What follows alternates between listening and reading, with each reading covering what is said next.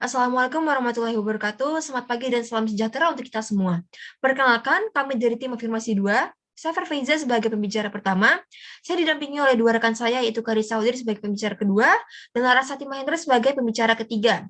Sebelumnya izinkan kami untuk mengulangi kembali mosi pada pagi hari ini, yaitu kebijakan Kemendikbudristek dalam penghapusan jurusan IPA, IPS, dan bahasa di jenjang SMA dalam kurikulum prototipe. Jadi seperti yang telah kita ketahui, bahwasanya setiap peserta didik yang baru lulus SMP diwajibkan untuk memilih dua opsi saat penerimaan peserta didik baru, yakni SMA dan SMK. Seperti yang kita ketahui bahwasanya SMK merupakan sekolah kejuruan berbeda dengan SMA. Di SMA menyediakan beberapa jurusan, yakni jurusan IPA, IPS, dan juga bahasa.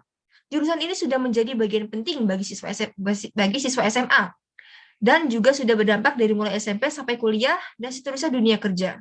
Tapi apakah jurusan ini beneran tepat dan merupakan kurikulum yang paling efektif bagi siswa untuk mempersiapkan bagi masa depan mereka? Kementerian Pendidikan, Kebudayaan, Riset dan Teknologi atau Kemendikbudristek akan menerapkan kurikulum pendidikan yang baru pada tahun 2022. Kurikulum yang disebut lebih fleksibel itu tidak diberlakukan lagi program peminatan atau jurusan pada jenjang SMA. Itu adalah mosi kali ini dan kami sebagai tim afirmasi menyetujui mosi tersebut.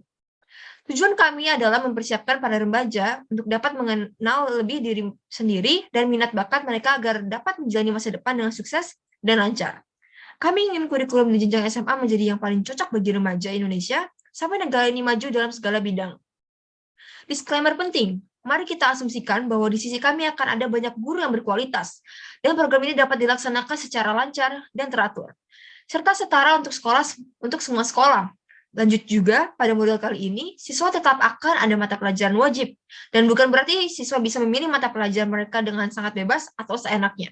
Sehingga tim oposisi diharapkan tidak memperdebatkan soal teknis dan bisa fokus ke hal yang lebih penting.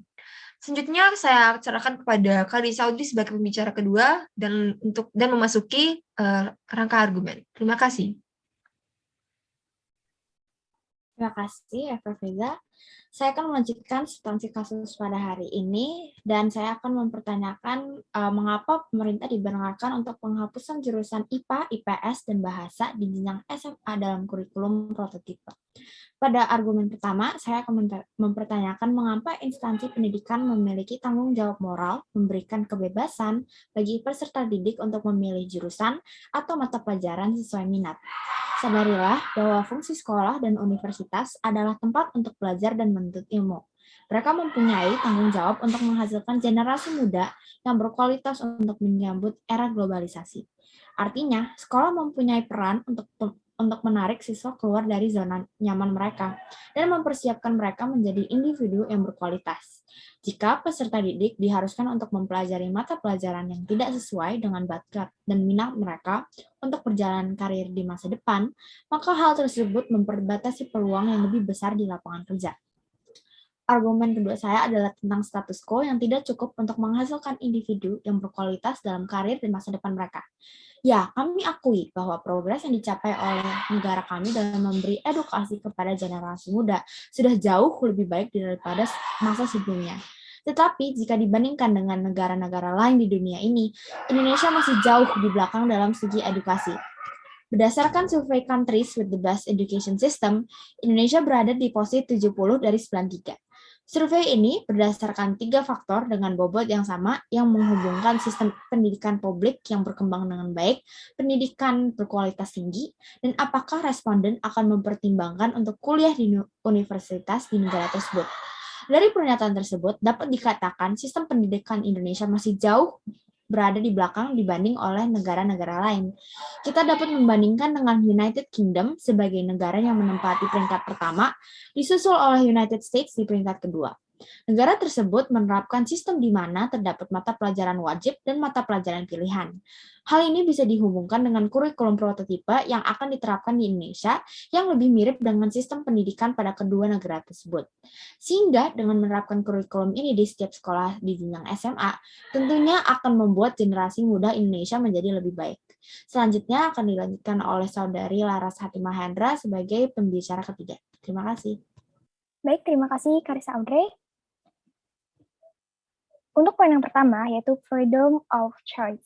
Sebagai pelajar, tentunya memiliki perbedaan yang sangat signifikan. antara satu dengan yang lain. Perbedaan tersebut dapat ditemukan atau dapat kita lihat dengan perbedaan kemampuan yang dimiliki oleh para peserta didik. Terdapat pelajar yang pandai dalam hal hitung-menghitung, tetapi tidak memiliki keterampilan dalam bidang seni. Sementara, terdapat pelajar yang pandai dalam bidang seni, tetapi tidak memiliki keterampilan yang cukup dalam bidang hitung-menghitung.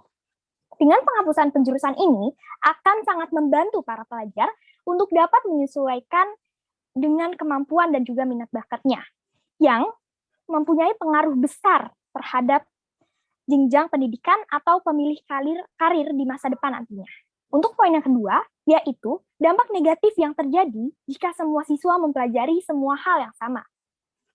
Jadi, sekolah memberikan kebijakan ini untuk peserta didik diperbolehkan untuk membebaskan pelajaran sesuai dengan kemampuan peserta didik nantinya, yang pastinya akan lebih baik lagi. Dengan begitu, motivasi belajar peserta didik akan bertambah. Kalaupun akan pindah peminatan saat nanti mendaftar PTN, tentunya peserta didik yang berbeda jurusan atau dapat dikatakan minjur akan dihadapi tes, baik berupa ujian tertulis maupun ujian dalam basis komputer. Berbeda halnya jika siswa yang sudah mempunyai arah tujuan yang jelas, maksud saya di sini yaitu anak yang masuk jurusan sesuai dengan cita-citanya, pastinya ada kesempatan untuk mendapatkan jalur masuk tanpa tes atau jalur undangan. Untuk poin yang ketiga, yaitu soal waktu. Waktu yang digunakan oleh para peserta didik di SMA tidak dapat dikembalikan atau diganti, sehingga jika tidak sesuai dengan minat dan bakat, waktu tersebut akan terbuang sia-sia. Waktu bukanlah hal yang dapat didapatkan kembali. Masa muda merupakan masa di mana seharusnya kami mencoba segala hal dan memulai langkah awal dalam perjalanan kami untuk karir dan masa depan kami. Sudah pasti semua orang ingin masa depan yang cerah dan bisa pensiun serta menikmati segala kerja keras mereka pada masa tua nantinya. Bagi para pelajar yang salah memilih jurusan dan harus mengulangi dari awal lagi, maka kesuksesan dan kenikmatan akan bergeser menjadi lebih jauh. Masa 30-an mereka yang seharusnya untuk berkeluarga atau sudah stabil dalam berkarir, malah digunakan untuk menyelesaikan kuliah. Hal ini memperlihatkan bahwa waktu yang terbuang akan selalu berdampak negatif bagi semua orang, sehingga lebih baik jika kita mengambil langkah awal sudah sesuai dengan minat dan bakatnya. Untuk poin yang keempat, yaitu mengenai lapangan pekerjaan. Jika kita mengambil langkah yang salah pada garis start, maka akan muncul hal-hal yang tidak diinginkan selama di perjalanan. Hal ini berkaitan dengan lapangan kerja yang akan para pelajar tuju di masa depan. Lapangan kerja akan mengecil, karena banyak siswa yang memilih jurusan hanya karena semua orang memilihnya, dan bukan sesuai minat bakatnya. Baik, itu saja yang dapat saya sampaikan. Saya kembalikan kepada pembicara pertama.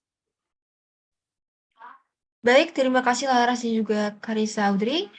Sekian merupakan kata pengantar dari kelompok kami. Mohon maaf bila ada kesalahan kata ataupun ucapan. Akhir kata kami ucapkan terima kasih. Wabillahi taufiq wal hidayah. Wassalamualaikum warahmatullahi wabarakatuh.